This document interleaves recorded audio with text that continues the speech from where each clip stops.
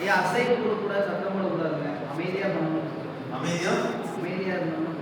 Disturb பண்ணாமல்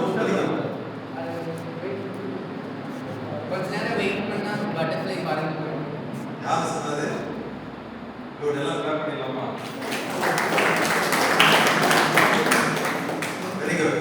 கொஞ்ச நேரம் வெயிட் பண்ண என்ன ஆகும்? பறந்து போயிடும். ஆனா வெயிட் பண்ண நம்மளால என்ன செய்ய முடியாது? முடியாது. எல்லாம் ஃபாஸ்ட் ஃபுட் இல்லைங்களா? ஃபாஸ்ட் 2 மினிட்ஸ் நூடுல்ஸ் எல்லாமே ஃபாஸ்ட்.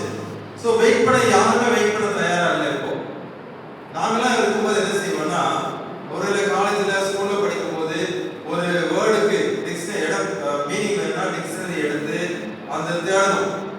இப்பெல்லாம் அப்படி கிடையாது. செல்லில் அடிச்சாவே வந்துடும். அதாவது எல்லாமே ஃபாஸ்ட், சூப்பர் ஃபாஸ்ட். எல்லாமே எது போனாலும் சரி ஃபாஸ்ட், இம்மீடியட்டா நடக்கும். அப்படிப்பட்ட உலகத்துல தான் நீங்க இருந்துட்டு இருக்கீங்க. நாங்களாம் இருக்கும்போது இந்த எத்தனை பேர் லெட்டர் போஸ்ட் கார்டு பார்த்துருக்கீங்களா? Post card cover trunk call book பண்ணி உட்கார்ந்து கேட்கணும். கொஞ்ச நேரம் வெயிட் பண்ண பிற்பாடு தான் நம்ம எந்த ஊருக்கு பேசணுமோ அந்த ஊருக்கு நமக்கு கால் கிடைக்கும். ஸோ அந்த அளவுக்கு இருந்துச்சு. இப்பெல்லாம் நல்ல அட்வான்ஸ் ஆயிடுச்சு. அப்போ இதெல்லாம் என்ன அட்வான்ஸ் ஆனதுல என்ன ஆகுதுன்னா, இன்னைக்கு இருக்கிற வாலிப பிள்ளைகள், இன்னைக்கு இருக்கிற வாலிப தம்பி தங்கச்சிகள் எது நினைச்சாலும் உடனடியாக கிடைக்கிறது. ஆனா அது தவறான வழியிலே நடத்தப்பட்டு கொண்டிருக்கிறது. செல்போன் உங்க கையில இருக்குது. ஆனா அந்த செல்போன் உங்களை எப்படி கொண்டு போகுது? தவறான வழியில கொண்டு போகுது. அப்போ இந்த காலத்துல இருக்கிற பிள்ளைகள், இப்ப இருக்கிற வாலிப பிள்ளைகளுடைய வாழ்க்கை உண்மையாலுமே பரிதாபமான வாழ்க்கை. ஏன்னா படிக்க வேண்டிய எல்லா வசதிகள் இருக்குது. ஆனா படிக்க முடியல. ஆனா படிச்சு மார்க் வாங்க முடியல. எல்லா வசதிகள் இருக்கு. ஸ்கூல்ல நீ கவர்மெண்ட் கொடுக்குது, புக்ஸ் கொடுக்குறாங்க, நோட் கொடுக்குறாங்க, ஃப்ரீயா பஸ் கொடுக்குறாங்க, ஸ்காலர்ஷிப் கொடுக்குறாங்க. அதே மாதிரி கேர்ள்ஸ் என்ன கொடுக்குறாங்க? 1000 ரூபீஸ் இல்லைங்களா? அது மாதிரி கொடுக்குறாங்க. 400 திட்டத்தில் கொடுக்குறாங்க. நிறைய இன்னைக்கு ஆப்பர்ச்சுனிட்டிஸ் இருக்கு. ஆனா இது சரியா பயன்படுத்த முடியல. காரணம் என்ன? இன்னைக்கு நீங்க கொடுக்க வேண்டியது எல்லாமே எதுக்கு முக்கியத்துவம் கொடுக்குறீங்கன்னா, செல்போனுக்கு தான் முக்கியத்துவம் கொடுக்குறீங்க. அப்துல் கலாம் என்ன சொன்னாரு? கனவு காணுங்கள் அப்படின்னு சொன்னாரு. அப்போ இன்னைக்கு கனவு காணுங்கள் சொன்னாரு. நம்ம ஒரு பகுதியை மாதிரி இன்னைக்கு இருக்கிற இளைஞர் எடுத்துட்டாங்க. கனவு எப்படி பார்க்கறாங்க?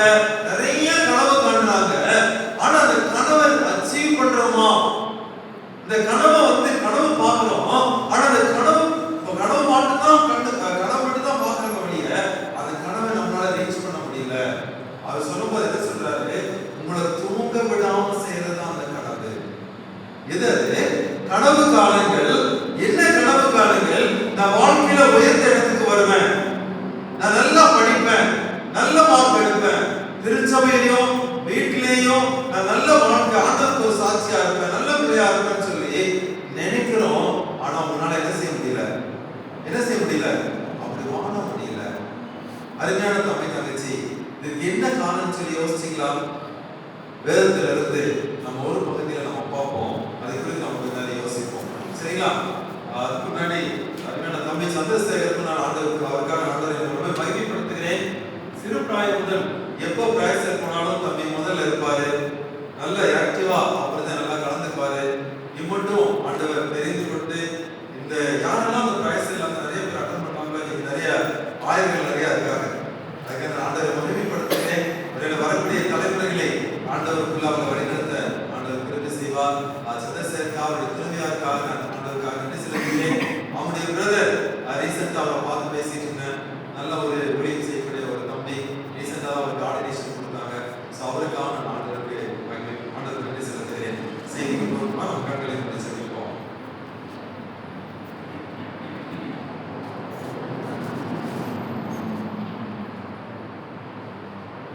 ஆண்டவரே, என்னோடு கூட நீங்கள் பேசும். ஆண்டவரே, உடைய சமூகத்தில் நான் காத்திருக்கிறேன். நீ பேசும், நாங்கள் கேட்கிறோம். நீ பேசும் ஆண்டவரே. இங்கே வந்திருக்கிற ஒவ்வொருவரும் நீ அன்பை அறிந்து கொள்ளும்படியாக, என்னுடைய வாழ்க்கையை உடைய கருத்தை கொடுக்கும்படியாக, அதை நான் தம்பி தங்கச்சிக்கு உதவி செய்ய வேண்டுமா சொல்லிக்கிறோம். பேச வேண்டிக் கொள்கிறோம். இருக்கிற வாலிப பிள்ளைகள் வேதாகமத்தை சர்ச்சுக்கு கொண்டு வரதுக்கு ரொம்ப யோசிக்கிறாங்க. நீங்களே எப்படி சொல்லி எனக்கு தெரியாது. நிறைய பேர் வந்து செல்போன் இருக்கு, செல்போன்ல பைபிள் இருக்கு, அதுவே போதும்னு சொல்லி நிறைய பேர் நினைக்கிறாங்க. அதனால தம்பி தங்கச்சி, செல்போன் நமக்கு வேண்டியது அவசியம் தான். ஆனாலும் வேதாகமத்தை படிக்க வேண்டும், ஆலயத்திற்கு கொண்டு வர வேண்டும். வேதத்தை ஆலயத்தில் கொண்டு வருவதற்கு மறந்து போகக்கூடாது, வெட்கப்படக்கூடாது. கண்டிப்பாக நீங்க வேதத்துல தான் பைபிள் படிக்கணும். வேதத்தை எடுத்து தான் நீங்க படிக்கணும். செல்போன்ல படிக்கிறது அவசரத்துக்கு படிக்கலாம், இல்ல முடியாத நேரத்துல படிக்கலாம். ஆனா மேக்ஸிமம் நீங்க அதிகமா நீங்க பயன்படுத்த வேண்டியது வேதாகமத்தை தான் நீங்க படிக்கணும். நியாயாதிபதிகள் 13ஆம் அதிகாரத்தை நாம் எடுத்து வைத்துக் கொள்வோம்.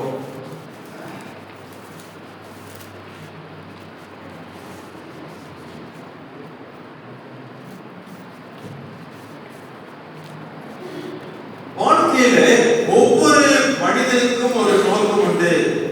தம்பி தங்கச்சி, ஒருவேளை உலகத்தாலே நீ வெறுக்கப்பட்டிருக்கலாம், உலகத்தாலே நீ தள்ளப்பட்டிருக்கலாம், வீட்டுல நீ வேண்டாதவங்களா இருக்கலாம், நண்பர்கள் உன்னை என்ன செய்யலாம், உன்னை தள்ளி விடலாம். ஆனால் ஆண்டவருடைய பார்வையிலே நீ விலையேற பெற்றவர்கள், ஆண்டவருடைய பார்வையிலே நீங்கள் விலைமதிக்க முடியாதவர்கள். ஒரு பக்தன் இப்படி கேட்கிறார், நான் ஒருவன் மாத்திரம் இந்த உலகத்தில் இருந்தால் எனக்காக நீ மனித அவதாரம் எடுத்து வந்து சிலுவையிலே மரித்து ரத்தத்தை சிந்தி என்னை உயிரோடு எழுந்து என்னை மீட்டிருப்பீராய் என்று சொல்லி கேட்டான். அதற்கு ஆண்டவர் சொன்னார், நீ ஒருத்தர் இருந்தாலும் உனக்காகவே நான் வந்திருப்பேன். நீங்கள் ஒவ்வொருவரும் ஆண்டவருடைய பார்வையிலே விலையேற பெற்றவர்கள். ஒருவேளை மனிதனுடைய பார்வையிலே நீங்கள் தள்ளப்பட்டவங்களா இருக்கலாம், அழகில்லாதவங்களா இருக்கலாம், வாழ்க்கையில தோல்விகள் இருக்கலாம், வாழ்க்கையில போராட்டங்கள் இருக்கலாம். ஆனால் ஆண்டவருடைய பார்வையிலே நீங்கள் விலை மதிக்க முடியாதவர்கள். You are so precious. ஆண்டவருடைய வாழ்க்கையிலே நீங்கள் விலை மதிக்க முடியாதவர்கள். மறந்து போக வேண்டாம். மனிதனுடைய பார்வையிலே நீங்கள் தள்ளப்பட்டவர்களாக இருக்கலாம், அவமதிக்கப்பட்டவர்களாக இருக்கலாம். ஆனால் ஆண்டவருடைய பார்வையிலே நீங்கள் விலை மதிக்க முடியாதவர்கள். உங்களை கொண்டு ஆண்டவர் இந்த உலகத்திலே பெரிய காரியங்களை செய்ய விரும்புகிறார். உங்களுடைய திருச்சபையிலே, உங்களுடைய வீட்டிலே உங்களை கொண்டு மிகப்பெரிய காரியங்களை செய்ய ஆண்டவர் எதிர்பார்க்கிறார். அதற்கு என்ன, உங்களை அதற்காகத்தான் ஆண்டவர் உங்களை முன்குறித்திருக்கிறார். ஒருவேளை எத்தனையோ பேருக்கு அழைப்பு கொடுத்தாலும் நீங்கள் இந்த இடத்திலே வந்திருக்கிறது, it's not an accidental, it's a big plan.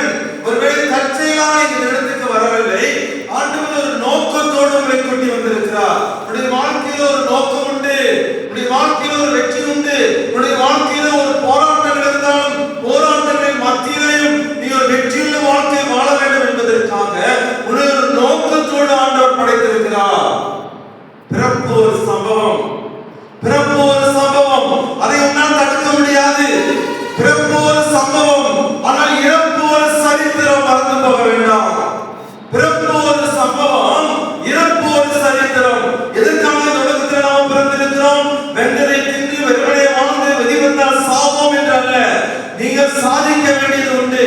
உங்களால் உங்களை ஆண்டவர் பயன்படுத்த விரும்புகிறார். உங்களுடைய திருச்சபையிலே உங்களை பயன்படுத்த விரும்புகிறார், சமுதாயத்திலே உங்களை பயன்படுத்த விரும்புகிறார், ஒரு உன்னதமான இடத்தில் உங்களை வைக்க விரும்புகிறார். அதற்காகத்தான் உன்னை ஆண்டவர் இந்த உலகத்திலே படைத்திருக்கிறார். உன்னுடைய வாழ்க்கையிலே ஒரு நோக்கத்தை கொடுத்திருக்கிறார். அதற்காகத்தான் உன்னை தெரிந்தெடுத்திருக்கிறார். அறிஞர் தம்பி தங்கச்சி, நோக்கத்தோடு வாழ வேண்டிய நீங்கள், ஒருவேளை ஒரு எய்மோட வாழ வேண்டிய நீங்க, பிறப்பு ஒரு சம்பவம், இறப்பு ஒரு சரித்திரம். நான் ஏதோ பிறந்தேன் வாழ்ந்தேன் என்பதற்கான இந்த உலகத்தில் வரல, நம்ம சாதிக்க பிறந்தவர்கள். ஹிட்லர் சொல்லுவார், இரண்டாம் உலகப் போருக்கு முன்னாடி, முதல் உலகப் போர்ல ஜெர்மனி தோத்த பிற்பாடு பரிதாபமான நாட்டு மக்கள் இருந்தாங்க. அப்போ ஹிட்லர் ஒரு சர்வாதிகாரி வந்து என்ன சொன்னாங்கன்னா, we are born to rule, not to be ruled. நம்ம எல்லாம் ஆள பிறந்தவர்கள், நம்ம எல்லாம் ஆள பிறந்தவர்கள், ஆளப்படுவதற்காக அல்ல. we are born to rule, not to be ruled. தம்பி தங்கச்சி, நீ ஏதோ தோல்வி அடைவதற்காக அல்ல, சாவு ஒரு தீர்வு அல்ல. வாலிப தம்பி தங்கச்சி புரிஞ்சுக்கணும், death is not a solution for your problem. சாவு ஒரு தீர்வு அல்ல. போராட்டங்கள் உண்டு, வேதனைகள் உண்டு, கண்ணீர் உண்டு, பிரச்சனைகள் உண்டு, ஏமாற்றங்கள் உண்டு, அவமானங்கள் உண்டு. இது ஒரு தீர்வு அல்ல. உங்களால் வாழ முடியும், வாழ முடியும். சாவு ஒரு தீர்வு அல்ல, சூசைட் ஒரு தீர்வு அல்ல.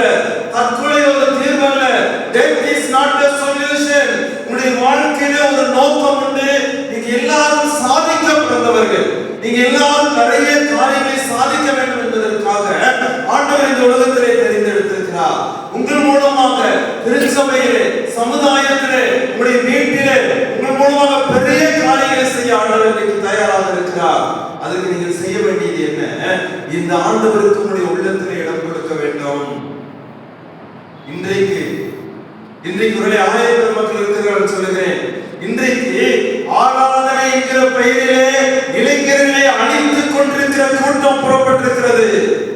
ஆட்டம் போடுகிற ஆராதனைகள் திருச்சபைகளிலே ஆண்டவரை குறித்து பிள்ளைகளுக்கு உணர்த்தாமல், வாலிப பிள்ளைகளுக்கு ஆண்டவர் யார் என்பதை சொல்லிக் கொடுக்காமல், ஆட்டம் போட வைத்து கர்த்தருக்கு பயப்படுதல் என்றால் என்ன என்பதை குறித்து சொல்லிக் கொடுக்காமல், இன்றைக்கு இருக்கிற இளைய சமுதாயத்தை பரிதாபமாக வழிநடத்தி கொண்டிருக்கிற கூட்டங்கள்.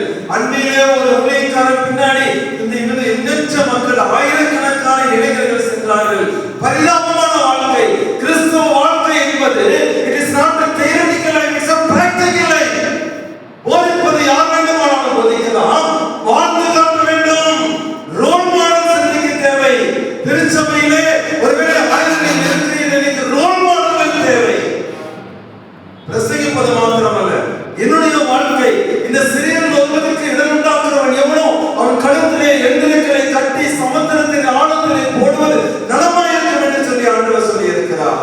இன்னைக்கு ஆராதனை என்கிற பெயரிலே இளைஞர்களையும் ஆட்டம் போட வைத்து, அதை பார்த்து ரசித்து ராக் மியூசிக் போட வைத்து இன்றைக்கு இருக்கிற இளைய சமுதாயத்தை பாழ்படுத்தி கொண்டிருக்கிற கூட்டங்கள் கிளம்பி இருக்கிறது. அருமையானவர்களே, இவர்களை நம்பி நீங்கள் ஏமாந்து போக வேண்டாம். உங்களுக்காக உங்களை தேடி வந்து உங்களை நேசித்து எந்த விதமான பிரதிபலனையும் எதிர்பார்க்காமல் உலகத்திலே வந்து எந்த மனுஷனுடைய வாழ்க்கையிலையும் ஒளியேற்றுகிற இயேசு கிறிஸ்து ஏதோ காரணத்திற்காக அல்ல, ஏதோ ஒரு நோக்கத்தை, ஏதோ உன்னை வந்து அவர் அதுக்காக சாதிக்கிறது கிடையாது. உன்னை இருந்து போனவருடைய வாழ்க்கையில உன்னால படிக்க முடியலையா, உன்னால வாழ முடியலையா, பிரச்சனையில சிக்கி தவிக்கிறாயா, இந்த உலகத்திலே உங்களை புரிந்து கொண்டவர் ஒருவர் உண்டு, அவர்தான் இயேசு கிறிஸ்து. இந்த உலகத்திலே உங்களை நேசிக்கிறவர், எந்த விதமான பிரதிபலனையும் எதிர்பார்க்காமல், உங்களிடமிருந்து எந்த விதமான பிரதிபலனையும் எதிர்பார்க்காமல் உன்னை தேடி வந்து உன்னை இந்த உலகத்திலே புரிந்து கொண்டவர் இந்த இயேசு. யாருமே நீ புரிந்து கொள்ளவில்லை என்று சொல்லி நினைக்கிறீர்களா? இந்த உலகத்திலே புரிந்து கொண்டவர் உங்களுக்கு ஒருவர் உண்டு, அவர்தான் இயேசு கிறிஸ்து. அவர்தான் உங்களை தேடி வந்திருக்கிறார். அவர் சொல்லுகிறார், உலகத்திலே வந்து எந்த மனுஷனையும் பிரகாசிப்பிக்கிற ஒளியே, அரைஸ் உன்னுடைய வாழ்க்கையிலே ஒளியேற்றுகிறவர். அவர் ஏற்றுகிறது மாத்திரமல்ல, உன்னை ஒரு பிரகாசமாக விளக்கை கொடுத்து விளக்கு தண்ணீர் மேல் வைப்பார்கள். அப்பொழுது வீட்டில் யாருக்கும் அது வெளிச்சம் கொடுக்கும். வீட்டிலேயும் சமுதாயத்திலேயும் திருச்சபையிலேயும் உன் மூலமாக ஒளி வீசும்படியாக ஆண்டவர் இந்த உலகத்திலே வந்திருக்கிறார். உன்னை மீட்டெடுக்கும்படியாக, உனக்கு உரியதை கொடுக்கும்படியாக, உன்னை மீட்டெடுத்து உன்னுடைய வாழ்க்கையிலே ஒளியேற்றி உன்னுடைய இருண்ட இடத்திலே ஒளி வீசும்படியாக செய்திருக்கிறார். உன்னுடைய வாழ்க்கையை மாத்திரம் ஒளியேற்றவில்லை, உன்னுடைய ஒளியின் மூலமாக மற்றவர்களும் ஆண்டவருடைய ஒளியை கற்றுக்கொள்ளும்படியாக ஆண்டவர் உங்களை பயன்படுத்துகிறார். அருமையான தம்பி தங்கச்சி, உன்னுடைய வாழ்க்கையில ஒரு நோக்கம் உண்டு, வாழ்க்கையில ஒரு நோக்கம் உண்டு. பெலிஸ்தர்கள் அந்த காலத்துல என்ன செஞ்சாங்கன்னா, இஸ்ரவேல் ஜனங்களை அடிமைப்படுத்தி இருந்தார்கள். அடிமையான சாதாரணமான அடிமை கிடையாது. அவரை அடிமைப்படுத்தி அவருடைய விளைநிலங்களை கூட அவர்களால் என்ன செய்ய முடியாது, அங்கே போய் அறுவடை செய்ய முடியாது. ஆண்கள் அங்கே போக முடியாது, பயந்து நடுங்கிக் கொண்டிருக்கிறார்கள். அப்படி பயந்து நடுங்கிக் கொண்டிருக்கும் போது மனோவா என்று சொல்லக்கூடிய ஒரு மனிதனுடைய மனைவி அங்கே வயல்ல வேலை செய்து கொண்டிருக்கிறார்.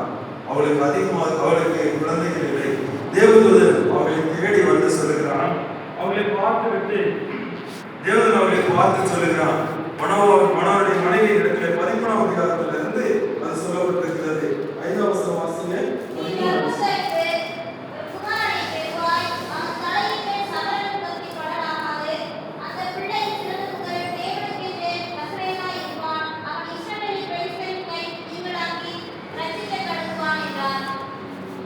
ஒரு பிள்ளை கொடுக்கிறேன், அவனுடைய நோக்கம் என்ன? அந்த இஸ்ரவேல் ஜனங்களை மீட்டெடுக்க வேண்டும். யாரிடத்திலிருந்து? அடிமைப்பட்ட ஜனங்களிடத்திலிருந்து அடிமைப்பட்ட அந்த வெளிச்சத்திலிருந்து மீட்டெடுக்க வேண்டும். அதுதான் பர்பஸ். நான் முதலே சொன்னேன், உங்க வாழ்க்கையில ஒரு நோக்கம் உண்டு, மீட்டெடுக்க வேண்டும். அதற்காக அவனுக்கு மீட்டெடுக்கிறது தான் அவனுடைய நோக்கம். ஆனா அதுக்கு அவன் என்ன செய்யணும்? நீங்க எப்போதுமே பைபிள் எடுத்துட்டீங்கன்னா ஒரு கண்டிஷன் இருக்கு. ஒரு ஆசீர்வாதம் உங்களுக்கு ஏதாவது கொடுக்க நன்மை கொடுக்குறேன்னா அதுக்கு ஒரு கண்டிஷன் இருக்கும். விலையில்லா பொருட்கள் கொடுத்தா என்ன ஆகாது, அதனுடைய மதிப்பு தெரியாது. ஒரு கண்டிஷன் இருக்கும். அதுக்கு என்ன கண்டிஷன் சொல்றாரு? அவன் நசரேயனாக இருக்கணும். நம்ம தங்கச்சி நல்லா கவனி. அவனுடைய எய்ம் என்ன? இஸ்ரவேல் ஜனங்களை மீட்டெடுக்கணும். அதுக்கு மீட்டெடுக்கணும்னா அவனோட கண்டிஷனுக்கு கீழ்ப்படியணும். என்ன கண்டிஷன்னா அவன் என்ன செய்யணும்? நசரேயனாக இருக்கணும். நசரேயனா யாரு? என்னாகும் 6ஆம் அதிகாரம் 4, 5, 6.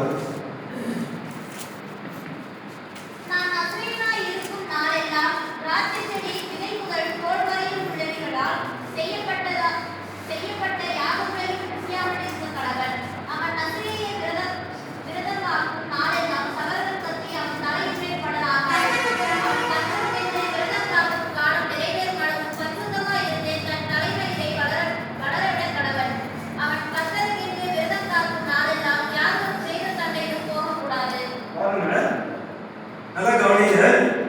3 காரியம் இருக்கு. திராட்சரசம் குடிக்க கூடாது, அடுத்தது முடி வெட்ட கூடாது, அடுத்தது செத்த பேருங்கள் மேல போக கூடாது. இந்த 3ஐயும் அவன் கடைபிடிக்கணும். அப்ப அப்பா அம்மா கிட்ட சொல்லிட்டாங்க, இந்த 3 காரியத்தை அவன் செய்யணும் அப்படின்னு சொல்லிட்டாங்க. அவனுடைய எய்ம் என்ன? அங்க என்ன செய்யணும்? அவனுடைய இஸ்ரவேல் ஜனங்கள் வெளிச்சத்திலிருந்து விடுதலை வாங்கிக்கணும். இவன் என்ன செய்யணும்? முதல்ல இவன் பிரித்தெடுக்கப்பட்டவன். உலகத்தோடு கூட வாழ்வதற்காக அல்ல, உலகத்தோடு கூட எப்படி வாழான்னு சொல்வதற்காக அல்ல. இவன் பிரித்தெடுக்கப்பட்டவன்.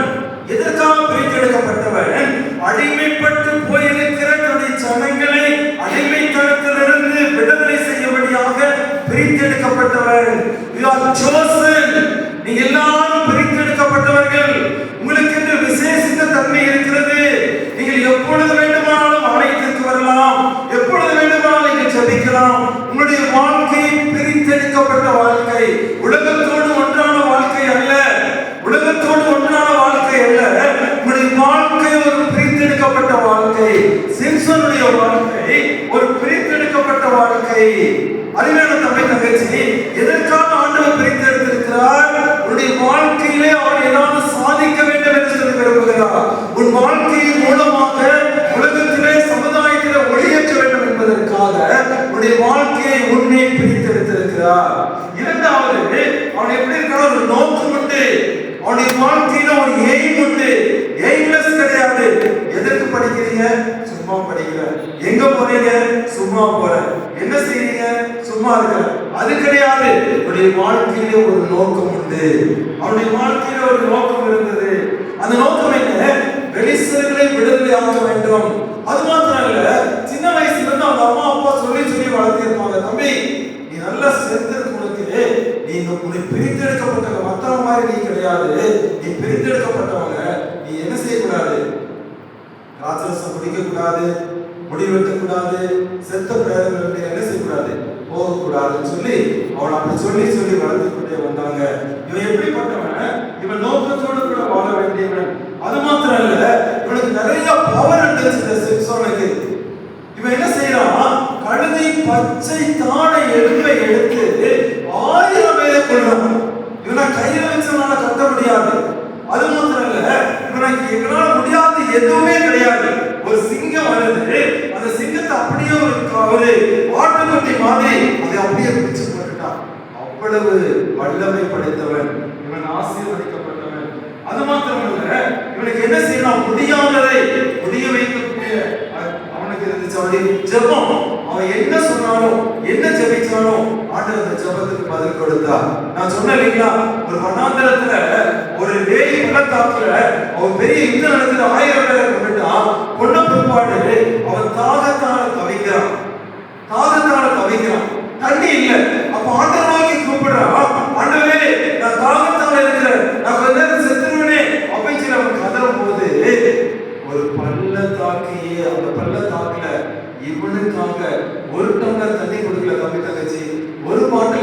எருசலேமுக்குள்ள ஒரு பெரிய நீரூற்றியை ஆண்டவர் கொடுத்தார். பெரிய நீரூற்றியை ஆண்டவர் கொடுத்தார். ஆண்டவர் நேசித்தார் அவனை. ஆண்டவர் நேசித்தார். ஏன்? தன்னுடைய ஏக்கத்தை அவனுக்கு, அந்த ஏக்கத்தை அவனுக்கு கொடுத்து, இஸ்ரவேல் ஜனங்கள் அழிந்து கொண்டிருக்கிற மக்கள், அழிந்து கொண்டு அழுது கொண்டிருக்கிற மக்கள், தங்கள் பிழைத்ததை எடுக்க முடியாத மக்கள், அடிமைத்தனத்திலே வாழ்ந்திருக்கிற மக்களை விடுதலையாக்க வேண்டும் என்று சொல்லி அவனை பிரித்தெடுத்து, அவனை ஆசீர்வதித்து, அவனை ஜெபத்திற்கு பதில் கொடுத்து, அவனுக்கு மைட்டி பவர் நிறைய வரவை கொடுத்து அவனை உலகத்திலே வாழ வைத்தார்.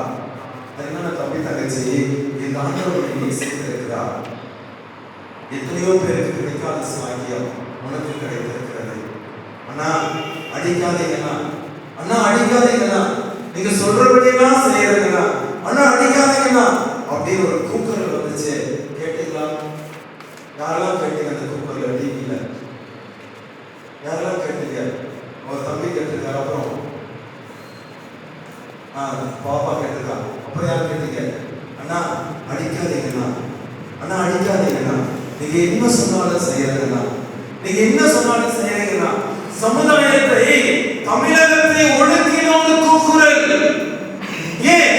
கல்லூரியில் படிக்க சென்ற வாலிப பிள்ளைகள் அந்த வாலிப உணர்ச்சியினால தூண்டப்பட்டு சக மாணவர்களோடு கூட ஒருவேளை அந்த ரிசார்ட்ல தங்கி அவனை அந்த பிள்ளைகளை அடிக்கும் போது அடி தாங்க முடியாமல் கதறின இளம் பெண்களுடைய கூக்குரல்.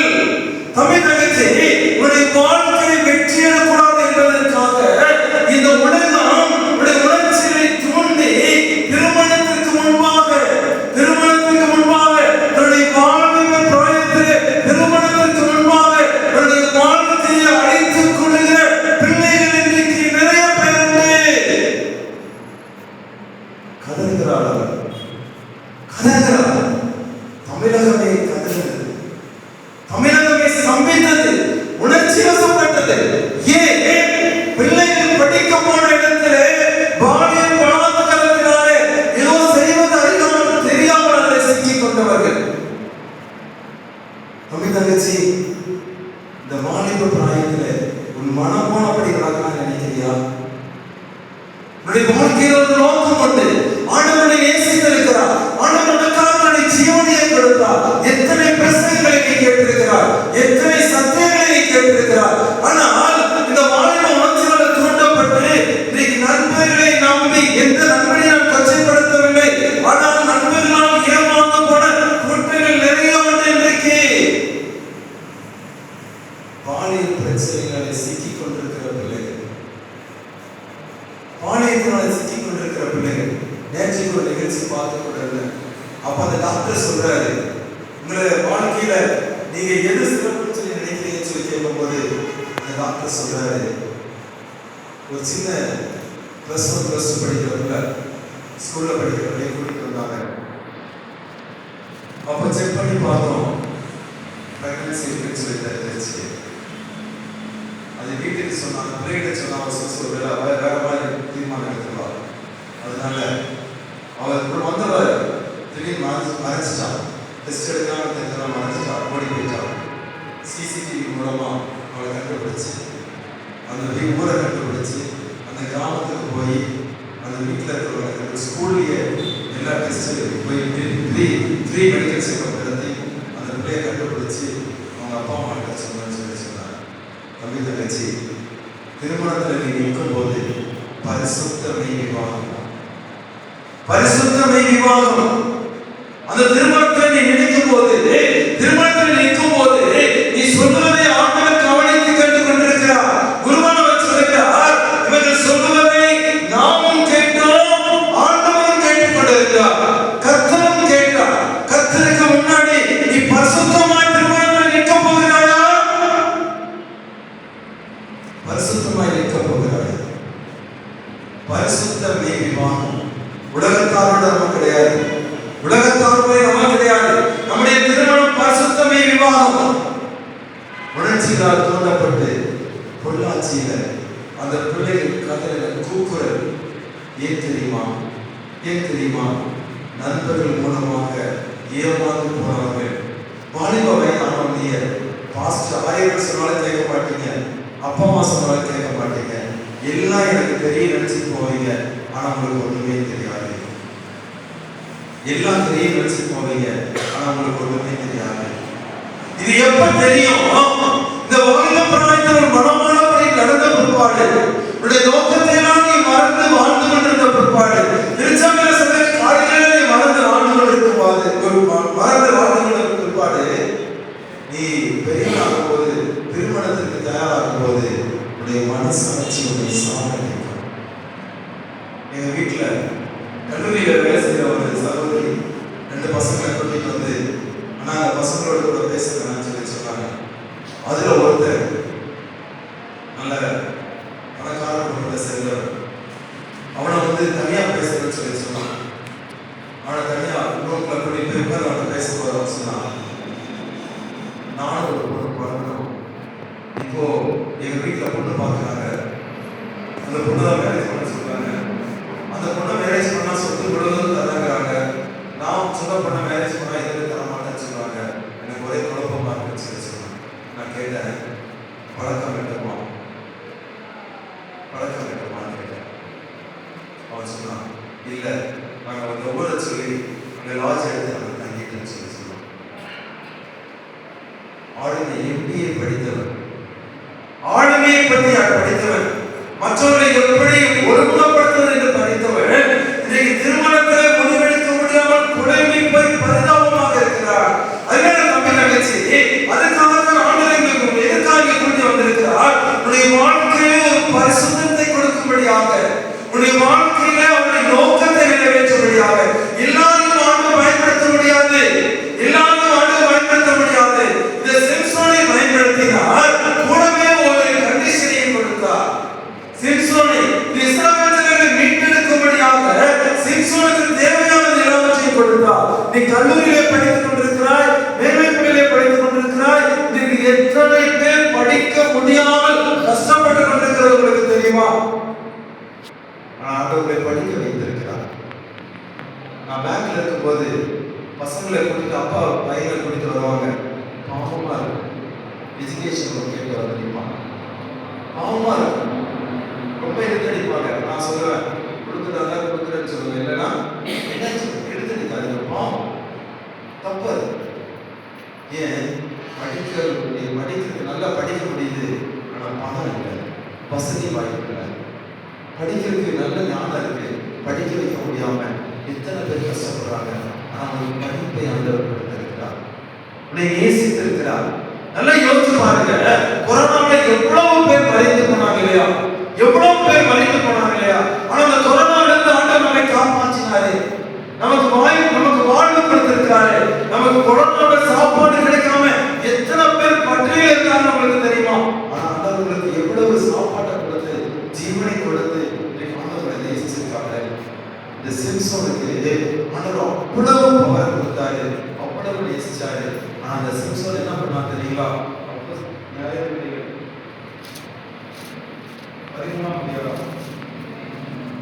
8ஆம் வசனம் வாசிங்க.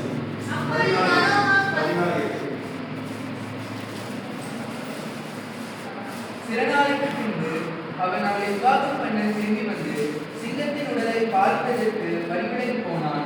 இதோ சிங்கத்தின் உடலுக்குள்ளே தேனி கூட்டமும் தேனும் இருந்தது. அவன் அதை தன் கைகளில் எடுத்து சாப்பிட்டுக் கொண்டே நடந்து தன் தாய் தகப்பனிடத்தில் வந்து அவர்களுக்கு கொடுத்தான். அவர்களும் சாப்பிட்டார்கள். ஆனாலும் தான் அந்த தேனை சிங்கத்தின் உடலிலே எடுத்ததை அவர்களுக்கு அறிவிக்கவில்லை. பாருங்க, நோக்கத்தோடு வாழ வேண்டியவன். சின்ன வயசுலேருந்தே சொல்லி வளர்த்திருக்காங்க, செத்த இடத்துல நீ போகக்கூடாது, செத்த பொருள் என்ன செய்யக்கூடாது, தொடக்கூடாது. ஆனா என்ன நடக்குது? அப்பா அம்மா கூட வந்தவன் வேதத்துல அருமையா சொல்லியிருக்காங்க, டிரான்ஸ்லேஷன் நல்லா பண்ணியிருக்காங்க. என்ன பண்றான்? நேரா வந்துட்டவன் வழி விலகி போனான். தமிழ் தங்கச்சி, உடைய வாழ்க்கையை நீ ஏசாமியை விட்டு தூரமா போயிட்டியோ, ஜெபம் பண்ண முடியலையா, வேத வாசிக்க முடியலையா, வழி விலகி போனான், துணிகரமாய் போனான். வழி விலகி போனான். என்ன செய்யறான்? எதை தொடக்கூடாதோ, எந்த செத்து போன சரீரத்தை தொடக்கூடாதோ அந்த செத்து போன சரீரம்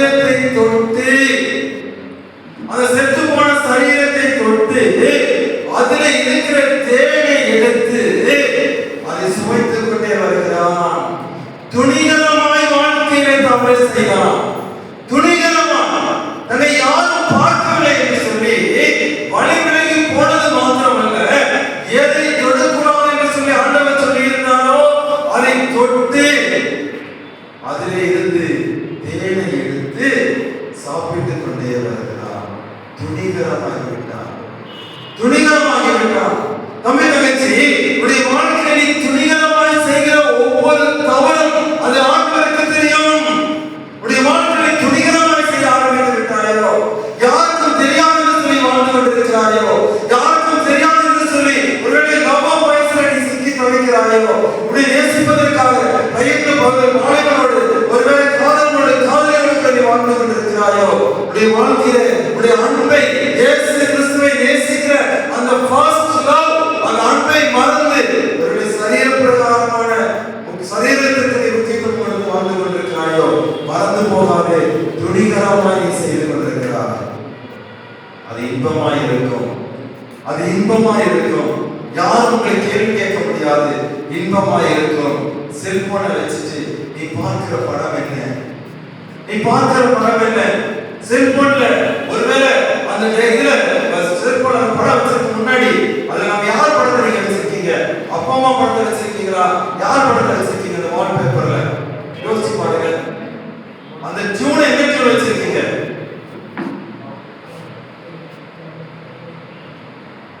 பதிவு உட்காருங்களா? முன்னாடி கூட செல்போன்ல ரிங்டோன் என்ன ரிங்டோன்? நல்லா கவனிங்க. செல்போன்ல என்ன ரிங்டோன் வச்சிருக்கீங்க? யார் படத்தை வால்பேப்பர்ல வச்சிருக்கீங்க? நீங்க நினைச்சிட்டு இருக்கீங்களா உங்களை யாரும் பார்க்கறாங்கன்னு நினைச்சிட்டு இருக்கீங்களா? உங்களை முழுவதுமாக அழிக்க துணிகரமா இந்த சென்சார் பாருங்க, துணிகரமாய் செய்யலாம், துணிகரமாய் வெளிவெளிக்கு போகலாம், துணிகரமாய் போனது மாத்திரமல்ல, எதை செய்யக்கூடாதோ அதை தொட்டு வாழ வேண்டியவன், நோக்கத்தோடு கூட வாழ வேண்டியவன், சமுதாயத்தை விடுவிக்க வேண்டியவன். தம்பி தங்கச்சி, நீ வாழ்ந்து படித்து வேலைக்கு போய் உன்னுடைய குடும்பத்தை காப்பாற்றுவாய் என்று சொல்லி உன்னுடைய தாயும் தகப்பனும் கண்ணீர் எடுத்துக் கொண்டிருக்கிறார்களே, உன்னுடைய சுடம் இருந்தவர்கள் நீ படிக்க வைப்பாய் என்று சொல்லி, குடும்பத்திற்கு நீ உதவி செய்வாய் என்று சொல்லி உன்னை நம்பி உன் குடும்பம் இருக்கிறது. வயிறு நிறையாக சாப்பிடாமல் தன்னுடைய சம்பாத்தியத்தை உனக்கு கொடுத்து உன்னை படிக்க வைத்துக் கொண்டிருக்கிற உன்னுடைய பெற்றோர்கள் திருச்சபையில நீ ஒரு பிரயாசம் ஆரம்பிக்கிற மற்ற வாலிப பிள்ளைகளை ஆண்டவரை கொண்டு வருவாய் சொல்லி திருச்சபை இன்னைக்கு உன்னை நம்பி இருக்கிறது. நீங்களாம் வருங்கால திருச்சபையுடைய தூண்கள், நீங்களாம் வருங்கால திருச்சபையுடைய மக்கள். திருச்சபை இன்னைக்கு உங்களை நம்பி இருக்கிறது. திருச்சபை இன்னைக்கு உங்களை நம்பி இருக்கிறது. உடைய குடும்பம் உங்களை நம்பி இருக்கிறது.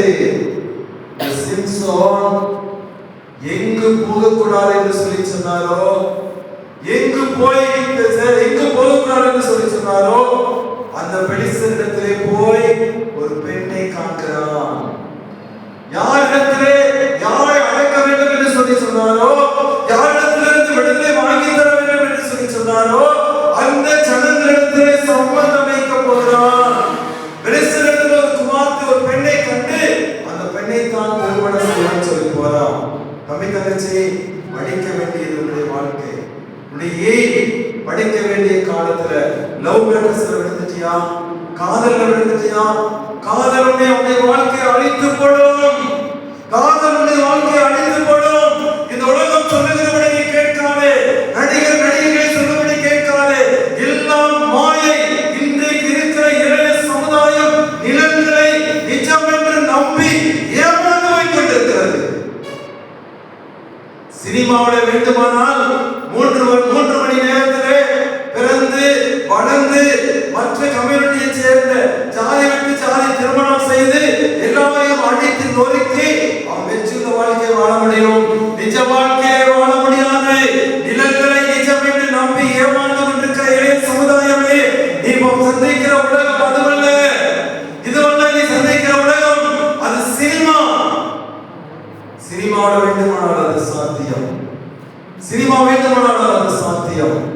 ஆனால் நிஜ வாழ்க்கையிலே அது போராட்டம் உண்டு. எந்த இடத்திற்கு போகக்கூடாது என்று சொல்லி சொன்னார்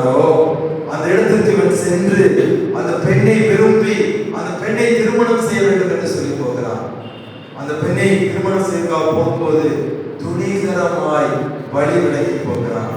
வழி விலகி போய் என்ன செய்கிறான்? அந்த தேனை தொட்டு சாப்பிட்டு கொண்டு வருகிறான். அருமையான தம்பி தங்கச்சி, அதை கொண்டு வந்து கொடுக்கும் போது அப்பமா கூட எங்கடா தம்பி இது கிடைச்சதுன்னு சொல்லி கேட்கல. நான் முதல்ல சொன்னேன் இல்லைங்களா, பொள்ளாச்சி சம்பவம் சொன்னேன் இல்லையா? அப்போ ஒரு வீட்டுக்கு போகும்போது பேசிட்டு இருக்கும்போது முடிச்சோட ஒரு பொண்ணு வந்து என்ன கேட்க பேசினான். ஐயா, இந்த பிரச்சனையில நான் சிக்கியிருக்கேன், இந்த மாதிரி போராட்டங்கள் இருக்குன்னு சொல்லி சொல்லும்போது நான் இன்னொரு அக்காவை இன்னொரு சகோதரியை கூப்பிட்டு அந்த பொண்ணோட கூட பேசி சொன்னேன். ஆனா அந்த பொண்ணுடைய அண்ணன் இந்த பிரச்சனையில சிக்கியிருக்கும். ஆயிரக்கணக்கான ரூபாய், லட்சக்கணக்கான ரூபாய் வீட்டுக்கு கொண்டு வந்துட்டே இருக்கான். பெற்றோர்கள் ஏனென்று கேட்கவில்லை. தம்பி, கல்லூரியில படிக்கிறீங்க, உனக்கு எப்படி இந்த பணம் கிடைச்சுன்னு சொல்லி கேட்கல. பெற்றோர்கள் ஒருவேளை உடைய வாழ்க்கையை குறித்து அக்கறை இல்லாமல் இருக்கலாம். தாயத்தின் பாடங்களை மறப்பாளோ, அப்படி அவள் மறந்தாலும் நான் உன்னை மறப்பதில்லை என்று ஆண்டவர் சொல்லி இருக்கிறார். ஒருவேளை பெற்றோர்கள் நீங்கள் சம்பாதிக்கிற போதை பொருள்களை விற்று கொண்டிருக்கிற கல்லூரியில படிக்கிற மாணவர்களை கொண்டு போதை பொருள் மூலமாக சிக்குகிற இன்றைக்கு அழகிய இளைஞர்களை கொண்டு ஒருத்தர் வந்து கேட்டார், அண்ணா என்னுடைய அக்கௌண்ட் நம்பரை எடுத்து என்னுடைய ஒய்ஃபுடைய அக்கௌண்ட் நம்பர் மூலமா என்னுடைய பையன் நிறைய டிரான்சாக்ஷன் பண்ணியிருக்கானா, அவன் கல்லூரியில படிக்கிறான், என்னப்பா நடந்துச்சு தெரியலண்ணா, நிறைய டிரான்சாக்ஷன் பண்ணியிருக்கான், எங்களுடைய அக்கௌண்ட்டை வந்து பேங்க்ல ஃப்ரீஸ் பண்ணிட்டாங்க, அதனால எங்களை உடனடியாக பேங்க் வர சொல்லியிருக்காங்க, என்ன பண்ணுறதுன்னு சொல்லி அவங்க கேட்டாங்க. அந்த அக்கௌண்ட் புக் எடுத்து பார்த்தா நிறைய டிரான்சாக்ஷன். ஐயா கூப்பிட்டு, எங்கடாப்பா என்ன நடந்தது உண்மையை சொல்லு.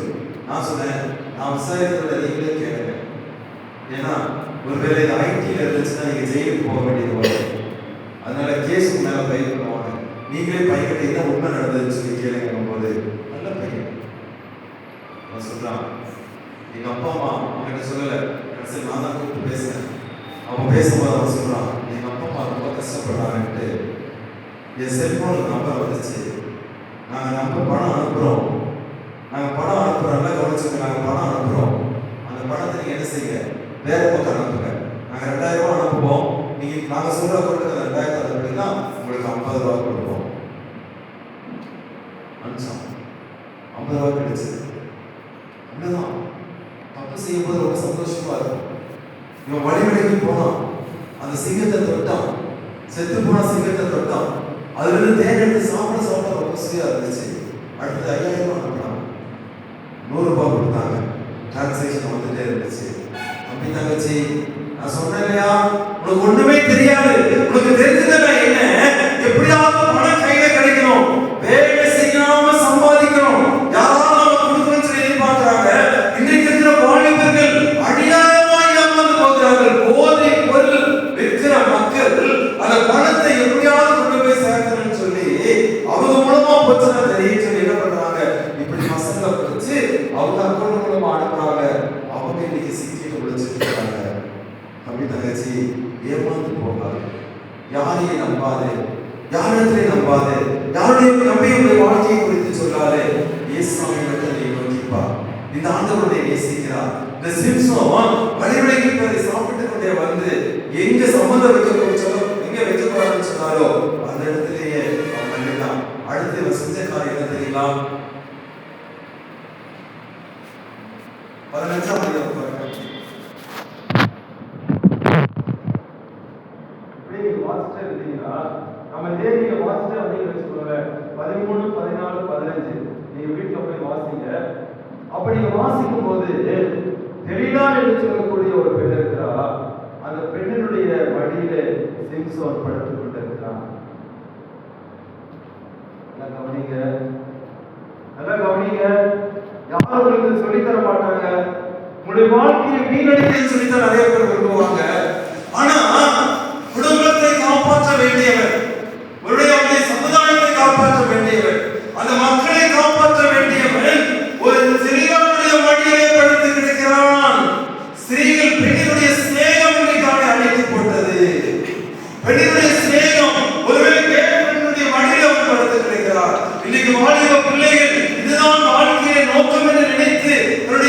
எதிர்பார்ப்போடு கூட சேர்த்து சுற்றி கொண்டிருக்கிறதை பார்த்திருக்கிறீர்கள். ஒருவேளை நீங்க அப்படி இருக்கிறீங்கன்னு சொல்லி தெரியாது.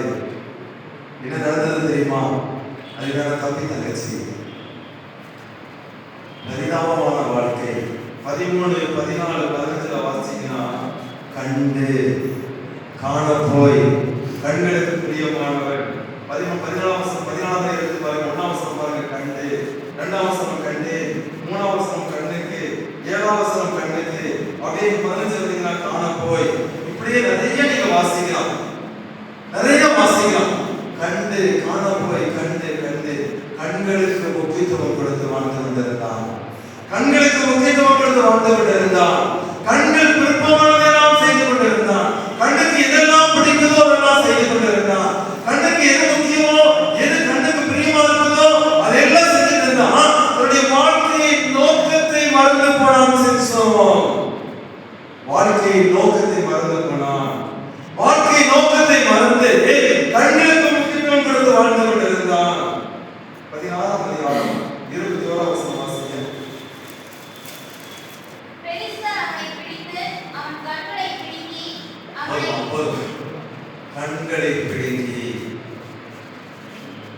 கண்களை பிடுங்கி நீ எதற்கு முக்கியத்துவம் கொடுத்து கொண்டிருக்கிறாய்? செல்போனுக்கு முக்கியத்துவம் கொடுத்து வாழ்ந்து கொண்டிருக்கிறாயோ? செல்போனுக்கு எதிராக முக்கியத்துவம் கொடுக்கிறாயோ? செல்போனுக்கு பிரியமா இருக்கிறதோ? உன் கண்களுக்கு எது பிரியமோ அதை அங்கு பிடுங்கப்பட்டது. கண்களுக்கு முக்கியத்துவம் கொடுத்தான், கண்கள் பிடுங்கப்பட்டது. முதலாக எதற்கு முக்கியத்துவம் கொடுத்து வாழ்ந்தானோ அந்த கண்கள் பிடுங்கப்பட்டது. கண்கள் பிடுங்கப்பட்டது மாத்திரமல்ல, அவன் மாவரைத்துக் கொண்டிருந்தான்.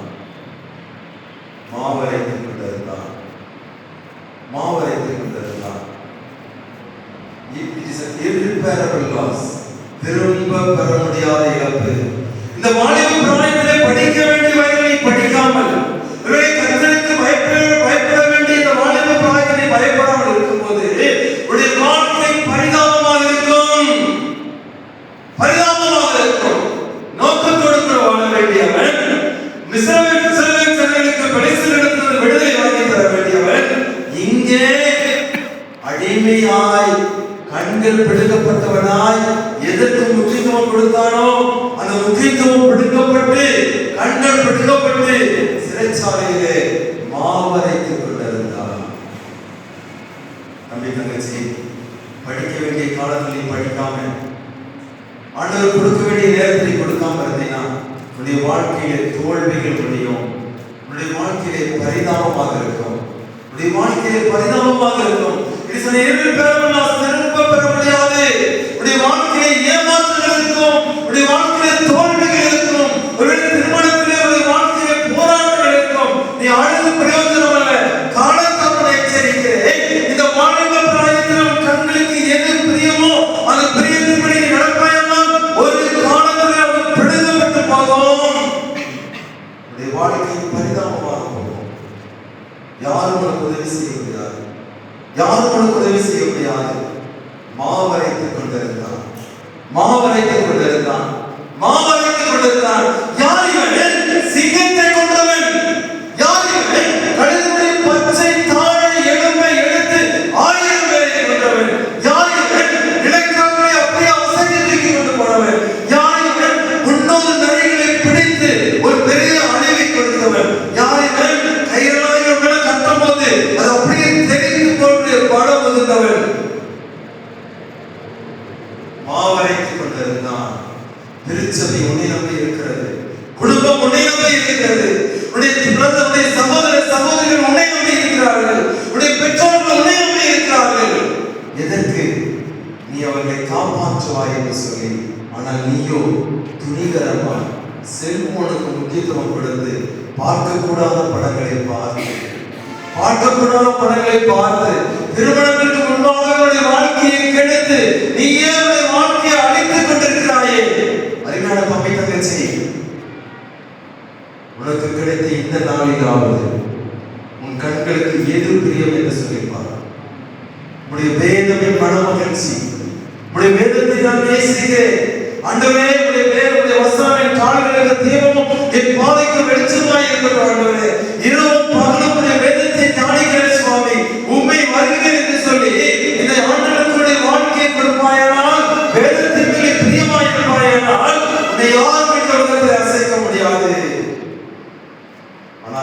சிம்சோன் கண்களுக்கு முக்கியத்துவம் கொடுத்தான். கண்கள் பிடுங்கப்பட்டது. மாவரைத்துக் கொண்டிருந்தான். தம்பி தங்கச்சி, உன்னுடைய வாழ்க்கையிலே போதைப் பொருளுக்கு நீ அடிமையாக இருக்கிறாயோ? இன்னைக்கு நிறைய சாக்லேட் நிறைய வந்துருச்சு. இன்னைக்கு அதெல்லாம் நீ அடிமையா இருக்கிறாயோ? திருச்சபையில உன்னால பிரச்சனை வருதா? திருச்சபையில போராட்டம் இல்லையா? திருச்சபையில ஆண்டவருக்கு சாட்சியா இருக்கிறியா? பைபிள் படிக்கிறியா? ஜெபம் பண்றியா? யோசிச்சு பாருங்க. குடும்பம் இன்னைக்குமே நம்பி இருக்கிறது. உடைய தாய் தகப்பனுமே நம்பி இருக்கிறாங்க. நீ அவர்களை காப்பாற்றுவா என்று சொல்லி இருக்கிறாங்க. இங்கே இஸ்ரவேல் ஜனங்கள் அழுது கொண்டிருக்கிறார்கள். பெலிஸ்தர்களை ஒடுக்கி கொண்டிருக்கிறார்கள். எங்களை கேள்விப்படுத்தி அவர்களே என்று சொல்லி ஆண்டவரை நோக்கி அபயம் பெற்றுக் கொண்டிருக்கிறார்கள். ஆனால் இஸ்ரவேல் ஜனங்களை காப்பாற்ற வேண்டியவன் கண்கள் பிடுங்கப்பட்டவனாய் சிறைச்சாலையிலே மாவரைத்துக் கொண்டிருந்தான். வேலை கிடைப்பது கஷ்டம். ஒரு ஹோட்டலுக்கு சாப்பிட போயிருந்தோம். அப்போ நல்ல ஒரு தம்பி நல்ல சர்வீஸ் பண்ணான். அவனை கூப்பிட்டு கேட்டேன், நல்லா பேசுறியே, நல்லா சர்வீஸ் கொடுக்குறியே, நீ என்னப்பா படிச்சிருக்க கேட்டேன். அவன் சொன்னான், எம்இ படிச்சிருக்கேன். எம்இ படிச்சிருக்கேன். நான் எந்த வேலையும் மட்டமா சொல்லல. வேலை செய்யாம வீட்டுல சுத்திட்டு இல்லாம வேலை செய்யறாங்க அவனுக்கு நன்றி சொல்லலாம். நான் எம்இ படிச்சிருக்கேன், மெக்கானிக்கல் படிச்சிருக்கேன். தம்பி தப்பா நினைச்சுக்காதப்பா, ஏன் இந்த வேலைக்கு வந்தேன்? அவன் சொன்னான், ஐயா 15,000 ரூபாய் சம்பளம் கொடுக்குறாங்க, சாப்பாடு ஃப்ரீயா கிடைக்குது, தங்கருக்கு இடம் கிடைக்குது. இந்த 15,000 மீறி குடும்பத்துல கஷ்டப்படுற எங்க அப்பா அம்மாவுக்கு நான் உதவி செய்வேன். ஒரு எம்இ படிச்சுட்டு ஒரு ஹோட்டல்ல சர்வராம வேலை செய்யறான்னா இப்ப நினைச்சு கவலைப்பட்டு பிரயோஜனம் இல்லை. கவலைப்பட்டு பிரயோஜனம் இல்லை. யோசேப்பு என்ன செய்கிறான்? போத்திபாருடைய மனைவி தவறாக நடக்க கூப்பிடும் போது அவன் சொல்லுகிறான், கர்த்தர் என்னை பார்த்துக் கொண்டிருக்கிறார். மனிதர்கள் ஒருவேளை பாவத்தை விட்டு ஓடினான். தம்பி தங்கச்சி, படிக்க வேண்டிய காலத்துல படிக்காம செல்போனுக்கு முக்கியத்துவம் கொடுத்து எப்ப பார்த்தாலும் செல்போன்லயே வாழ்ந்து கொண்டிருக்கிற உன்னுடைய வாழ்க்கையை நீ படிக்க முடியாம பின்னாடி நீ வேலை தேடும் போது உனக்கு வேலை கிடைக்காது. 5,000க்கும் 10,000க்கும் அலைமோதி கொண்டிருக்கிற இளைஞர்கள் இன்னைக்கு ஏராளம் உண்டு. பரிதாபம் உண்டு. உங்களுக்கு தெரியாது. அடுத்த ஸ்டேஜ் வரும்போது நீங்க யோசிப்பீங்க, திருமணம் ஆன பிற்பாடு டிவி வாங்குறது, 2 வீலர் வாங்குறது, ஃப்ரிட்ஜ் வாங்குறது எல்லாம் இஎம்ஐல வாங்கிட்டு அந்த இஎம்ஐ கொடுத்த பேங்க் கொடுத்தானே அந்த ஏஜென்ட் வந்து எவ்வளவு கேவலமா திட்டான் தெரியுமா? எவ்வளவு கேவலமா திட்டான் தெரியுமா? ஏன் வேலை இல்லை. வேலை இருந்தாலும் வேலைக்கு சம்பளம் இல்லை.